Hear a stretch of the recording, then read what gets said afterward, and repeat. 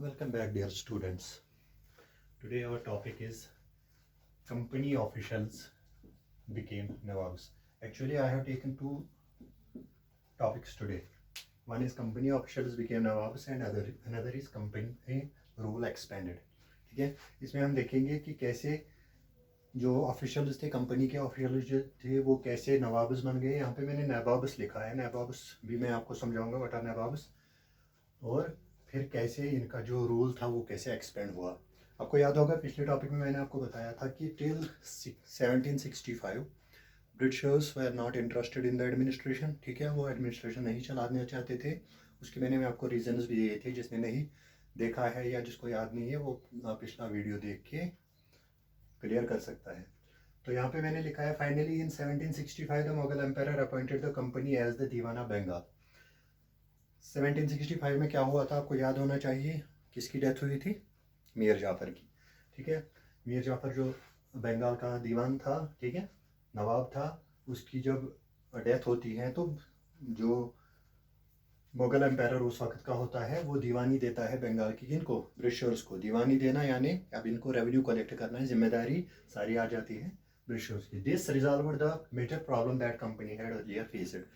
इससे जो कंपनी को जो प्रॉब्लम्स थी, फाइनेंस की जो प्रॉब्लम्स थी, और जो उनको ट्रिब्यूट्स वगैरह वो नहीं मिल रहे थे, कंसेशंस नहीं मिल रहे थे, वो अब सारा जो बंगाल है वो किन के कब्जे में आ गया? ब्रिटिशर्स के कब्जे में, कंपनी के कब्जे में।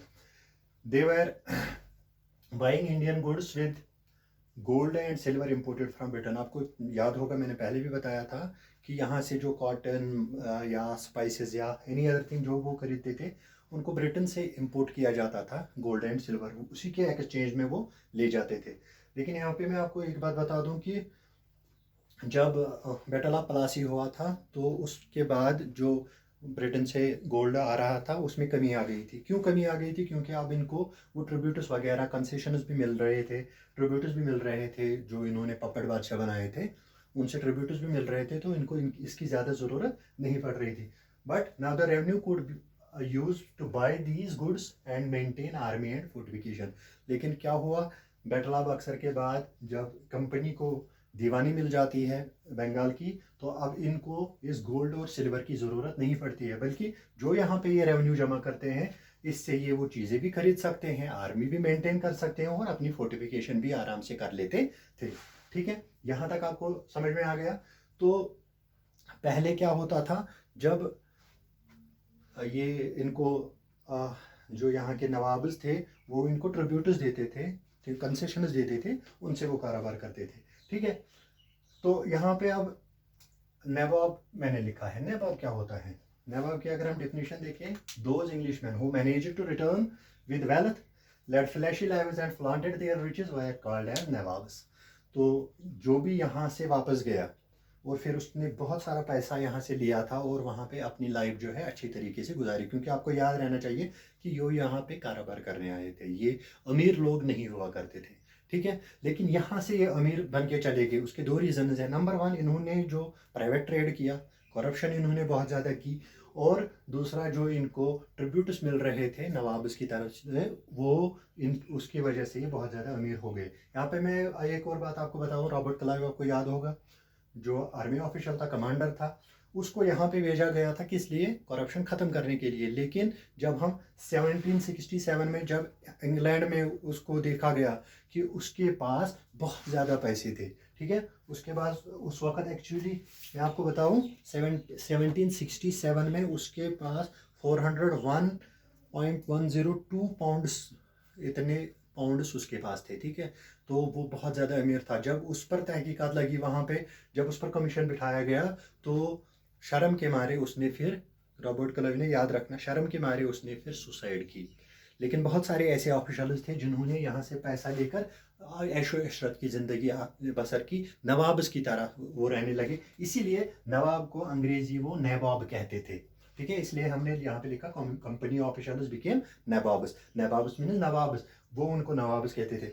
लेकिन यहाँ पे एक बात याद रखनी चाहिए, सारे कंपनी ऑफिशियल जो थे वो बेईमान नहीं थे। बहुत सारे ऑनेस्ट भी थे, और वहाँ के लोग भी जो बेईमानी करके यहाँ से वापस गए थे, उनको वहाँ तरह तरह के नाम निकाले जाते थे, प्लेस बनाए जाते थे, कार्टून्स बनाए जाते थे उनके नाम से। इसीलिए वही रीज़न था कि जो ये रॉबर्ट क्लाइव था, इसने खुदकुशी भी कर ली। ठीक है, उसके बाद क्या हुआ, अब इनको मिल गई दीवानी। अब हमें ये देखना है कि कंपनी का रोल एक्सपेंड कैसे हुआ, expansion of the company role. आपको याद है, मैंने आपको बताया भी है, during 1757 to 1857 the company really launched a direct military attack on any unknown territory. इन्होंने मिलिट्री अटैक बहुत कम किए ही नहीं। यहाँ पे आपको याद होगा battle of Plassey, battle of Buxar, ये इन्होंने अपने डिफेंस में किए थे, क्योंकि मीर कासिम भी वहीं से आया था। ठीक है, शुजाउद्दौला ने भी पहले खुद ही अटैक किया था, तो डिफेंस में इन्होंने लड़ा था, यहाँ से इन्होंने किसी को अटैक नहीं किया था। लेकिन बैटल ऑफ बक्सर के बाद इन्होंने क्या किया, जिससे इन्होंने टेरिटरीज को एनेक्स करना स्टार्ट किया। बैटल ऑफ बक्सर के बाद इन्होंने रेजिडेंट्स अपॉइंट्स किए, अपने लोग, वो मेनली पॉलिटिकल या कमर्शियल एजेंट्स होते थे, इनको हर एक स्टेट में रखा गया, यानी इनको कोटियर बनाया गया, दरबारी बनाया गया, ताकि इनका काम क्या था, ये खबर देते रहे कि इनको ब्रिटिशर्स को इनके बारे में, इनकी क्या पॉलिसी है, कैसे ये, खासकर इनको ये देखना था कि कहीं ये हमारे खिलाफ कोई प्लान ना बनाए।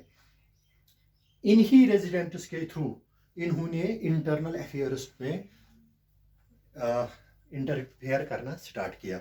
इवन कि ये लोग कभी कभार ये भी डिसाइड करते थे कि सक्सेसर कौन होना चाहिए, जाननिशीन कौन होना चाहिए। एक बादशाह मर गया, अब उसका कौन सा बेटा जो है वो तख्त पर चढ़ना चाहिए। अब ये इन्होंने ये डिसाइड करना स्टार्ट किया, और इसके साथ ही इन्होंने बहुत सारे ऐसे प्लान्स बनाए, ऐसे हथियार बनाए, जिनसे खुद ब खुद टेरिटरीज जो है वो एनेक्स होती रही, जिनमें एक था सब्सिडरी अलायंस। सब्सिडरी अलायंस क्या होता है, इन्होंने क्या कहा, इन्होंने कंपनी को कहा कि सॉरी स्टेट्स को कहा कि आपको अपनी आर्मी रखने की ज़रूरत नहीं है, उनको इजाज़त नहीं दी।